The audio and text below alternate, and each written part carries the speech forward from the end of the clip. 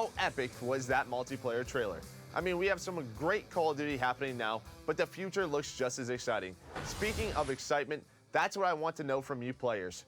From what we know, what are you most excited about for multiplayer? League play or Blackout? Benson, you won last week. Tell me what you think. Yeah, I'm on a bit of a winning streak right now, Joe, and I put it down to you. You're welcome. A wonderful host, Yes. you know? And I'm actually excited this week as well because we have Chance. So it actually might be a decent competition as opposed to Maven making stupid points. Games are close, So, Ben. no, they weren't that close, Joe. Your memory must be fading a little bit. But in terms of your question, what am I most excited for? I'm going to say Blackout. Now, I think bringing a BR mode to Call of Duty is genius, especially now when you look at the boom of the game mode. Very, very smart. But more importantly, if you go back and you look at, some of the more successful times Call of Duty's ever had on Twitch, like let's use Black Ops 2 for an example. You know as well as I do, Joe, you were streaming non-stop.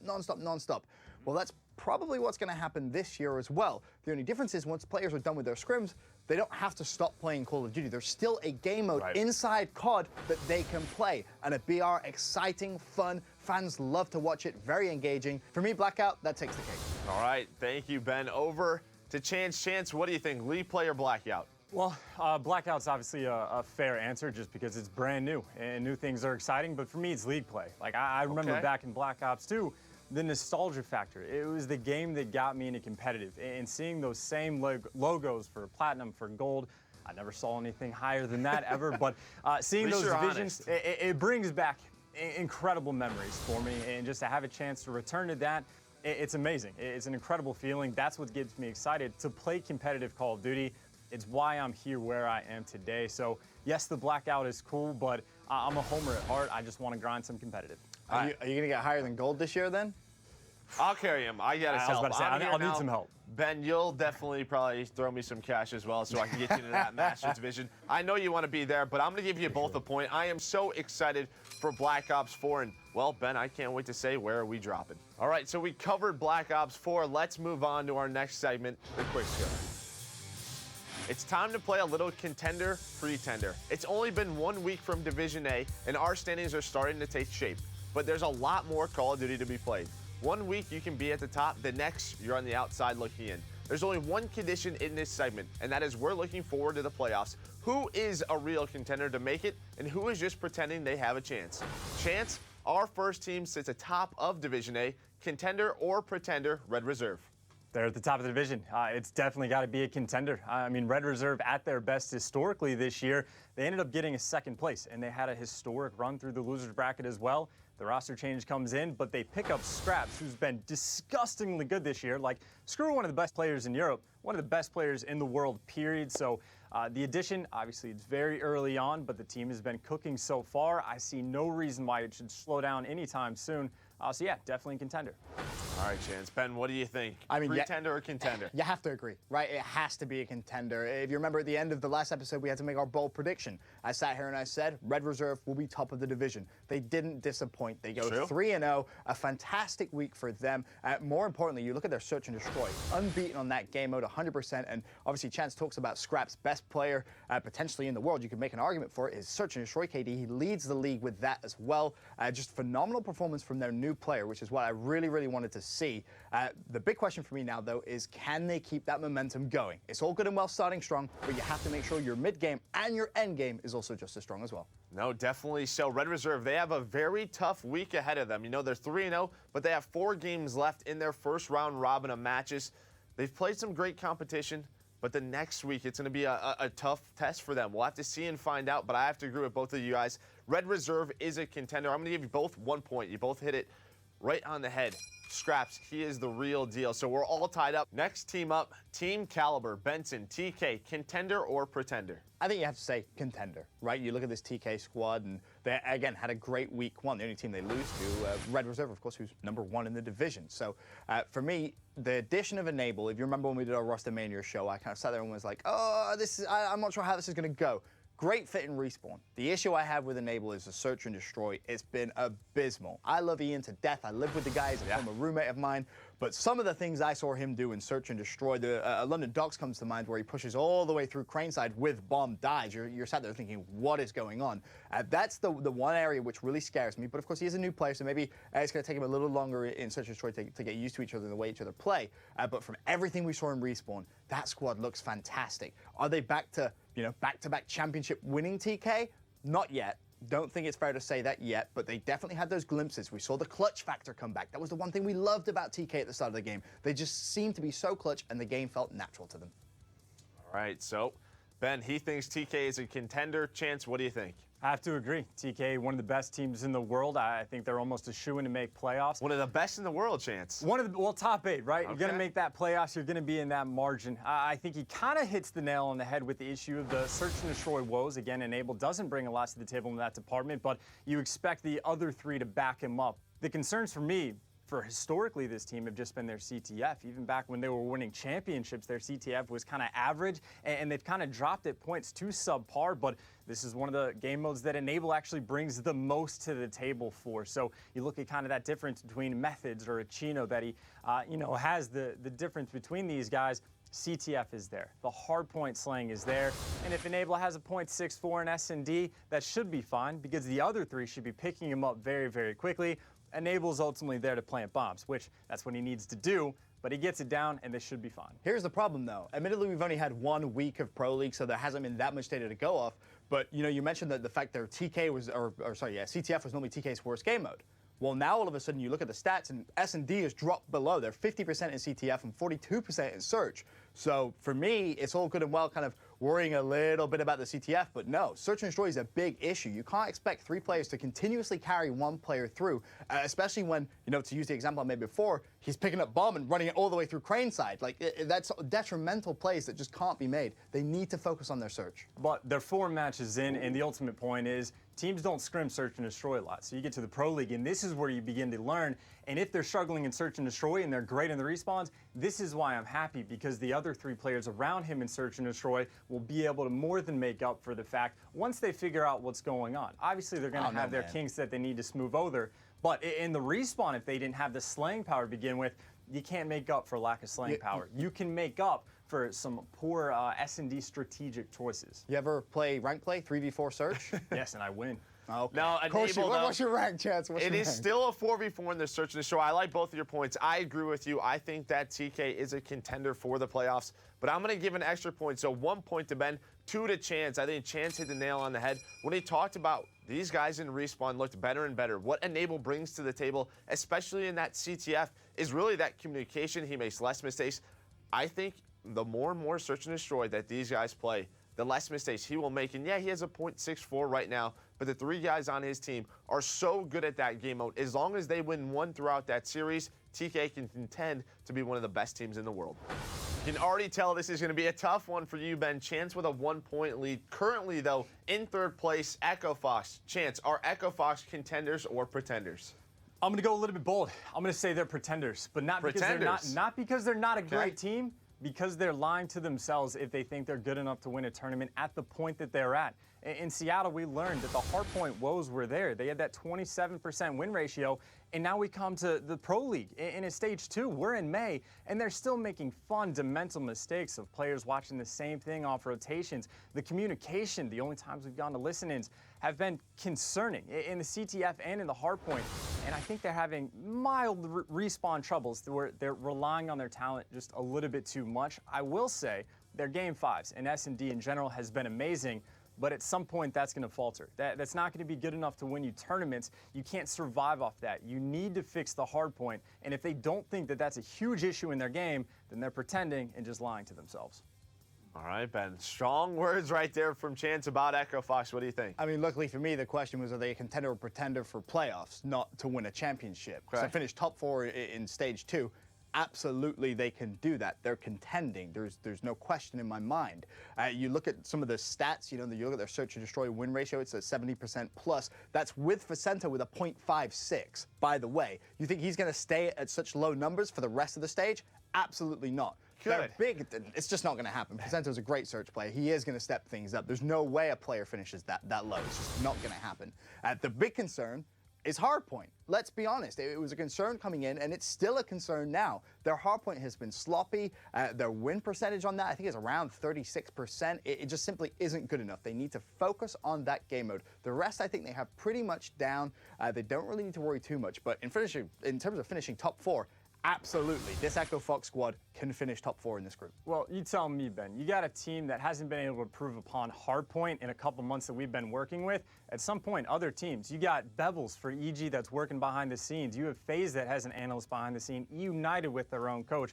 All these teams have guys that are working to figure out what their opponent's going to do. So the search and destroy, that code is going to get cracked by Echo Fox, because if they can't improve their hardpoint, they're not going to improve in search either. And you talk about Vicento being at the .56. Well, how about Aqua? His stats are inflated because he's been playing phenomenal. Oh, of course. But realistically, how long can you stay at such a high peak? Maybe those things balance out. But again, if you're relying on those Game 5 victories, which you've been doing so for 2 months now, it seems like, they're going to falter at some point, and it might be this year. Which was funny, because didn't everyone say the same thing about TK at the start of the year? If you're relying on the Game 5s after the first event, oh, you can't do that, you can't be that clutch, you can't be that clutch. Well, they went on and won another championship. You heard what both players had to say about Echo Fox. I'm going to give each player 1 point. Ben, I agree with you. They're contenders, but I don't agree with your argument. I think that they are pretty solid at hardpoint. You saw throughout Stage 2 that first week, they had a lot of close ones. If they fix their mistakes, they'll be very good at that hardpoint game mode. For Chance, I mean, yeah, it's tough to say if they continue to win that search and destroy, they can compete with the best in the world. But you said they're contenders. They're 3-1 right now. They are going to contend for that playoff spot. The last team currently making the playoffs for Division A, Team Envious. Benson, are they contenders or pretenders?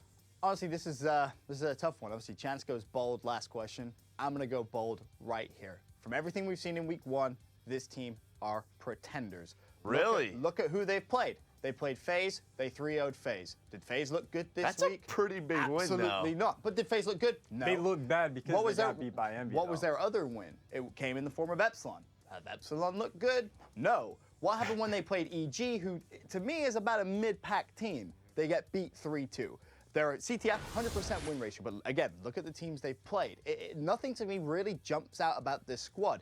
We've been waiting for Hook all year to come have great performances. Finally, it seems like he has done. That to me is a saving grace of this Envy squad. But from everything we've seen from Week 1, I think it's impossible to say that they're a contender, because they're just not. The teams that they beat, you expect them to beat, and they haven't really faced much competition. I think to answer this properly, you have to wait till at least Week 2 is done. All right, so you hear what Ben has to say. He thinks that Team Envious is a pretender. Chance, what do you got? It's easy to say that they are, in fact, a contender. You look back to their performances at Seattle, 9-1 in hardpoint. It was absurd what they had. Admittedly, they placed top 12, which is not good, not where that team wants to be, but they lost the team that got first, and they lost the team that got second, and that's it. The issues they've had in the Pro League, well, CTF not one of them, undefeated. We know from Seattle that their hardpoint can be fantastic. The problem with EG, though, it was their game planning. They allowed that St. Marie de Mont search and destroy come in for the game number 5, and that's not okay. So that's next level thinking that they haven't shown that they have yet in game planning for specific teams, but for their individual game, they've gone almost next level with it, more than any other team I think we've seen in the league. They were the team that was rocking collectively, multiple people mountain in rounds of search and destroy. They had those next level strats. We watched them win the Breaking Hills on Valkyrie Hardpoint, where they take 15, 16, 17 seconds to make sure that they have every single angle covered, playing their lives to perfection before they go for the break. They're taking care of their gameplay. They're paying attention to the details, and you got a team like that, struggle and search and destroy, you make a few bad map calls in the pick and bans, those can be fixed. It's 1 week. We're learning about all these new teams because of the new rosters. They have absolutely shown the makings of a team that can contend. Yeah, I have to agree with you there, Chance. So I'm going to go ahead and give you a point. They are a contender. Ben, this team is not a pretender. Yes, they didn't have the toughest strength of schedule throughout this week, but they can play Respawn with some of the best teams in the world. And as long as they can do that, they will fix their search and destroy mistakes. I'm excited to continue to watch Team Envious evolve. The first team on the outside looking in, Evil Geniuses. They got an important win over Envy at the end of Week 1. But Chance, are they contenders or pretenders?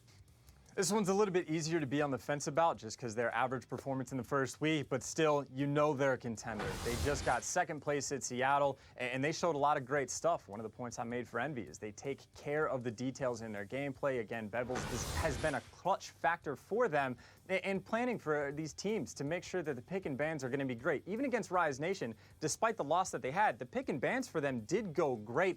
The problems they've been having are just collectively as a team, just a few bad performances, a couple clutches that should never go through. And S&D, Jerd kind of made him his adopted children, if you will. But outside of those small moments, EG has been solid. Yes, they need to improve, but they have the absolute makings to do it. They have a veteran roster. They have a coach that seems to be incredible. And more importantly, they don't have a weakness on this team in terms of a certain player you want to target as being like lack of talented. Silly's had monster performances. Granted, inconsistent. But hold on, didn't you just say that they've had inconsistent performances throughout this entire year? Right, they have had inconsistent performances even from map to map for specific players, but because there's not one guy that's been consistently dragging them down, the other three can pick it up. If Silly has a bad map in the Flak Tower, that's when Apathy can just go and drop 26 kills or however many he wants to get. Aches can do the same thing, and then Assault, the backbone of the squad, he has been phenomenal. He's the one that just kind of pumps those numbers up, but they have a couple maps. They have 2 hardpoint maps. They're phenomenal on. They're guaranteed to get one of those per series. They have 2 search and destroy maps.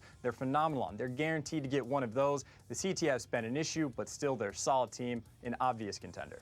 All right, Ben, what do you think, contender or pretender? You know, they're a contender. It's hard to, you know, in the last point I made, I said to me they're one of those 5th, 6th squads. The only reason I have them, you know, 5th is simply because of the amount of game 5s they've kind of thrown away. If they're 5th, 6th, though, are they a contender? So, yes, because this is what I foresee happening. When we come back to see this division again the second time, they'll fix those mistakes. Those game 5 losses aren't going to happen. They're sitting 2-2 right now, and they still have Epsilon to play, so they're almost guaranteed that 3rd win, right? So they have a little bit of a cushion there. Then it comes down to, can they steal one more to finish the first stage positive? If they do, more than likely they're going to be in 4th place. And again, having spoken to some of the players, having spoken to Pat, spoken to the like of Apathy, they know what is going wrong. They know how to fix these issues. And when you know what's going wrong, it's so simple to fix. And do they have the talent to fix these issues? Absolutely. This squad is fantastic. To Chance's point, they just finished 2nd at a major. They have to be considered a contender in this division.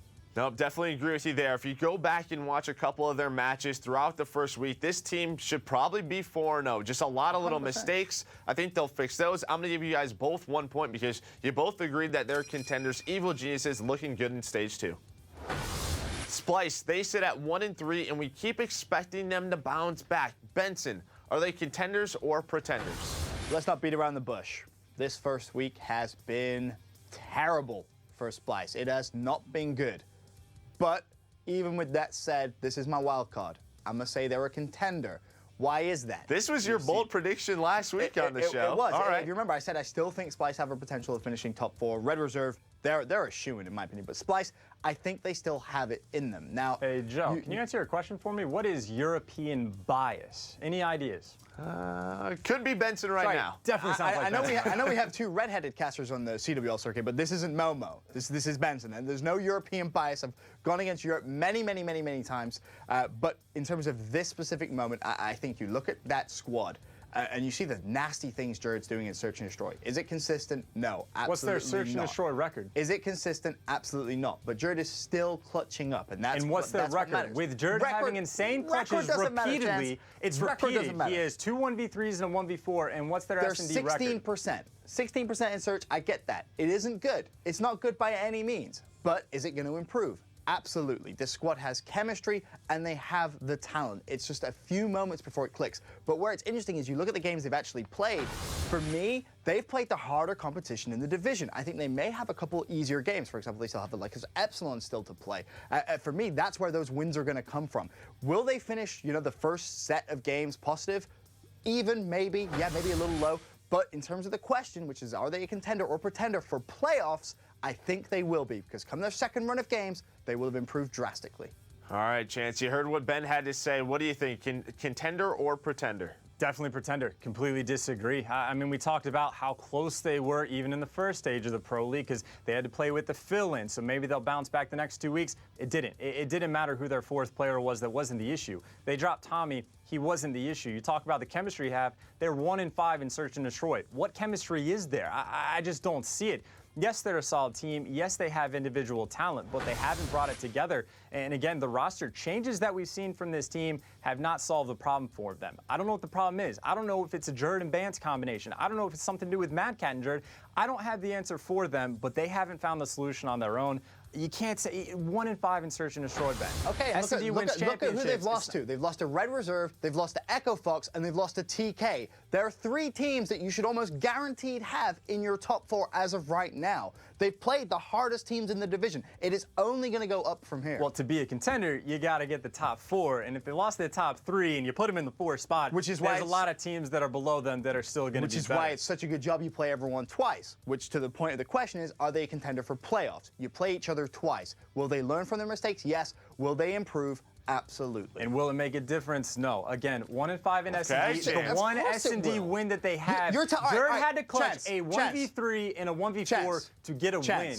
Jerd can't drag this team from the pits of hell to take them wins. It's not going to be good enough long term. Yes, he's a phenomenal player. He's the king of Europe for a reason, but it's not going to last. Someone else has to pick it up, and it's a 2AR meta. They have 3 solid subs on their team. It's not good enough. Yes, Bance can use an STG or a bar, not in the same way that some of the best flex players in the world can. And let's say somehow, by some miracle, they make playoffs. What happens when they go against Rise Nation? Like you're not saying anything of substance. Chance, simple question. Answer me this, yes or no. Does Splice go 1-5 next week in Search and Destroy? 1-5?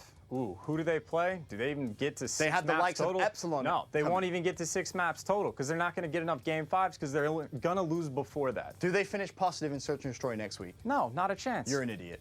All right. Well, both our players feel strong about this one. Ben, I like what you're saying. Splice is always going to be a competitive team, but I have to go with Chance on this one. They are a pretender. They are not going to get top 4. They're not going to make playoffs, so I'm going to give 1 point to Chance, 0 to Ben. Again, Splice, they have been competing with the best teams in the division, but they're not winning games, and that's what you have to do to make playoffs. Next up, Faze Clan. Our Stage 1 champs are currently winless and are looking to make some magic again in the Pro League. Chance, what do you think, contender or pretender? Pretender. A pretender for Faze. It seems crazy to say. Obviously, I know they won the entire last season.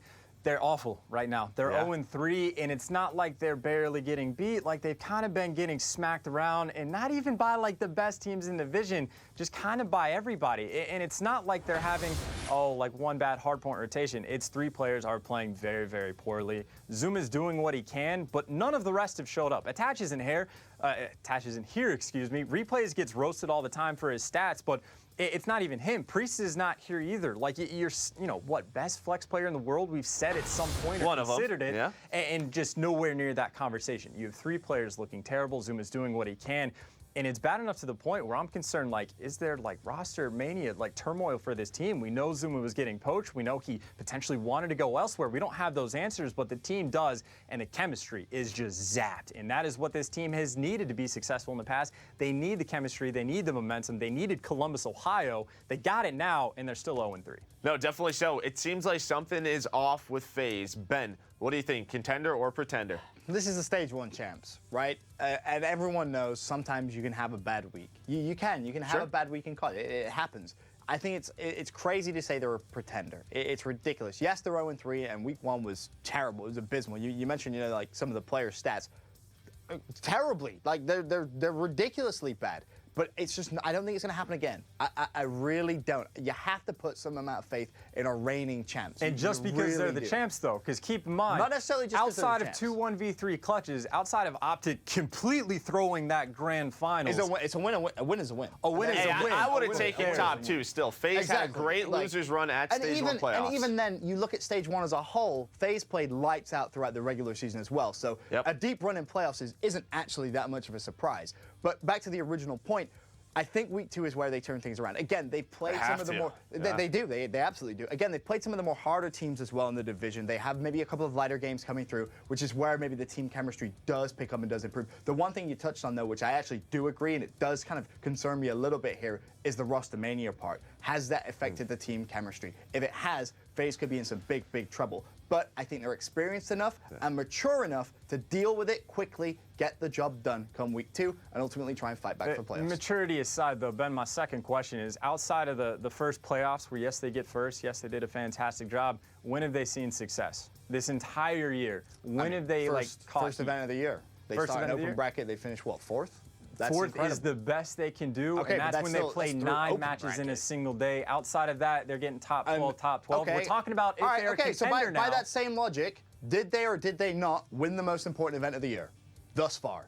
For the most money, did they or yes, did they not? Absolutely. Yes. Okay, so the same argument people used last year with Optic Gaming, and they've used that argument time and time again. What's more important, winning the biggest event of the year or winning everything? If I'm a player and I'm trying to cash out, I care about the big one. I'll lose all the little ones in a row if I have to, but if I'm winning the bigger events, I'm happy. We're past that, though. We got bigger fish to fry, and the team is falling apart. The money's still on the line, and now they're not here. And more importantly, we just they said dug themselves into too deep of a hole. Not they're true. 0-3. 0-3 is not so too many big of of the a other hole. teams you've listed as contenders. You've already named 4 contenders, by the way. Now you're throwing FaZe in the mix. Course. I don't know if you can do math, but if you got 5, you're just wrong at some point. You got so there can't be 6 contenders in a league of 8? Of course there can. It depends on how you don't want to find it. You Division can't A have is by full far FaZe the on more 16 to stacked get top division. 4. Of course there's more talent in this. All right, Ben. So, Ben, he goes contender. Chance, you go pretender. This was a tough one for me. I am a little bit worried for FaZe, but I think they did show a sign of life on Thursday, that last match of the day against TK.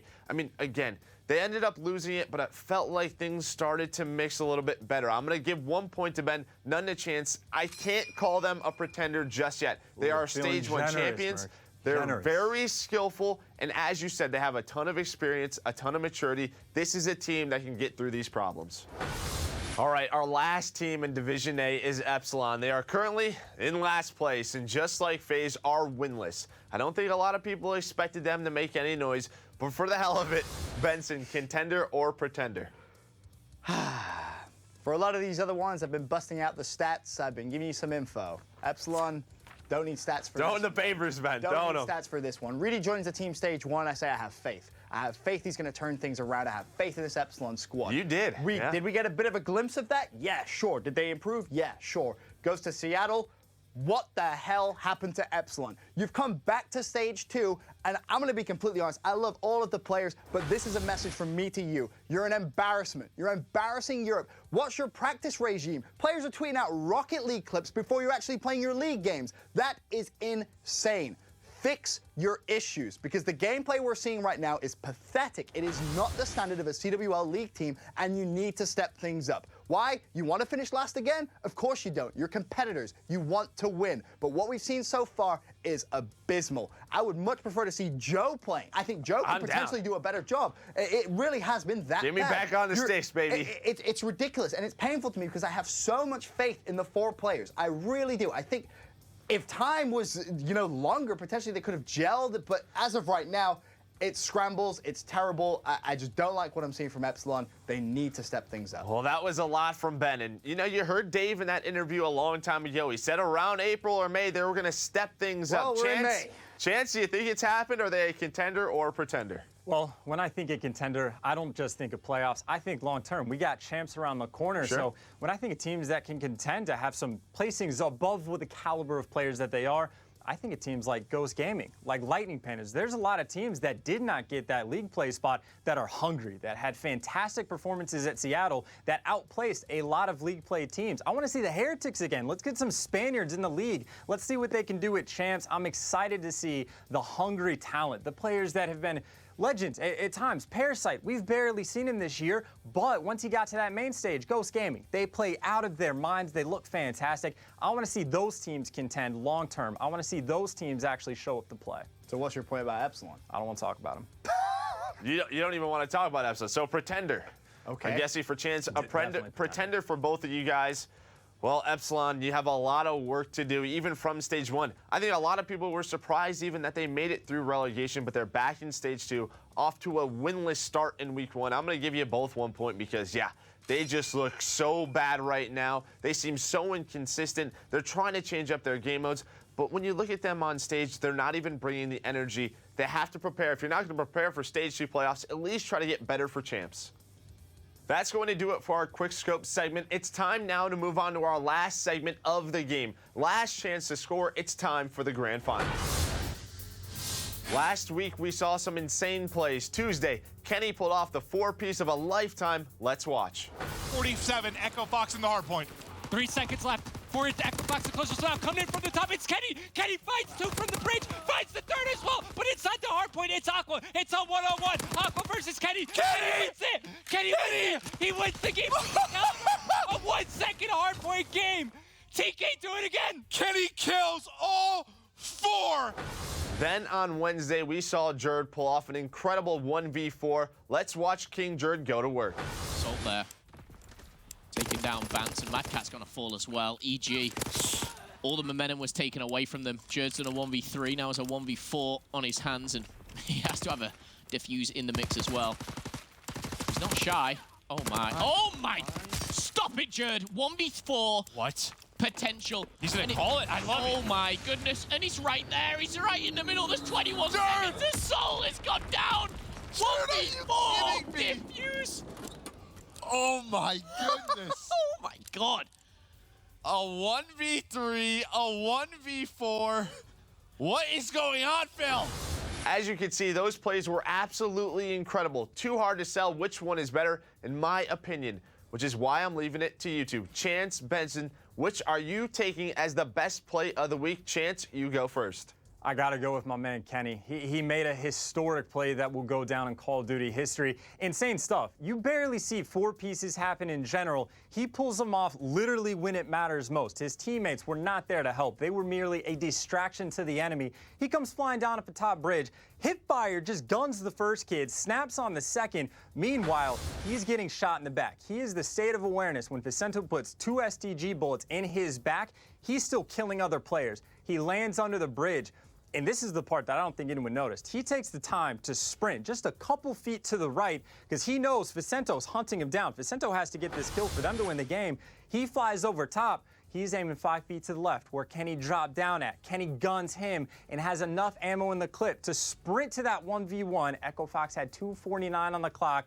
Hit fires down Aqua. 1 clip he did that with. 4 kills, 1 clip. They had 1 point left to lose that game. Kenny said no. He got him the win. All right, definitely so. It was an incredible play for Kenny. Ben, what do you think? I love the points Chance made. Kenny's play was nasty. It really was. And I think the important thing that you didn't touch on was when he actually dropped down, he wasn't in the hill, right? He had to play his time, wait for his health to regen before he went back into the hill. So he actually allowed the opposition to get to 249 before he made that final couple of challenges. That, to me, was the really, really crazy thing that Kenny did. But with all that said, there's the but. There's the but.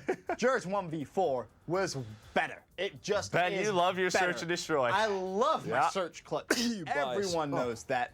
No EU bias whatsoever. Jerd clutched a 1v4. 1v4s in Call of Duty are like holy grails. You rarely see them. And when you do, saw a lot they're this week. special. That's true. But this is a game fight. This is the difference for me. What separates it, what makes it a little bit more important, okay, is the situation. Now, yes, of course, Kenny killing all 4 players, wins them that game 4, takes it to a game 5. Ultimately, they still win the game. So congrats to TK. But Jerd did this in a game 5.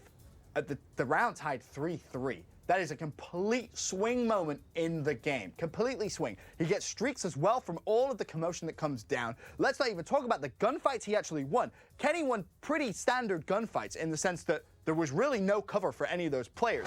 Jerd beamed Aches from top plat, beamed him on a gunfight Aches should never lose. 2 players die off bomb, and then he has the initiative and the intelligence to use the glide bomb to find the 4th. That is just such a great, great play. To be able to be that composed as well, he has a little bit of information of where the 4th player is going to be, drops down the glide, finds the kill, and gets the defuse. He had 32 seconds on the clock when the 1v4 started. Take away the 7.5 as well from the defuse. He had hardly any time whatsoever to kill 4 players and defuse a bomb. That is sensational. A swing round as well. Ben, let's not kid ourselves, though. A 1v4 is a 1v4 only because the team that had 4 screwed up massively. I can say this. It was Jerd doing well. Same thing about the players Kenny killed. At 249 game or hard point, things get scrappy. Players make mistakes. I can say the exact same thing. Did anyone really even challenge Kenny that much? No, absolutely not. The first couple of kills. Did you listen to my analysis? Absolutely, I explained Facento shooting in the back. One player. Echo Fox had every one single player out of angle 4? covered, So and he still makes it happen. There's the other 3 players flooding in from gold. That's where the other 3 from Echo Fox were focused on.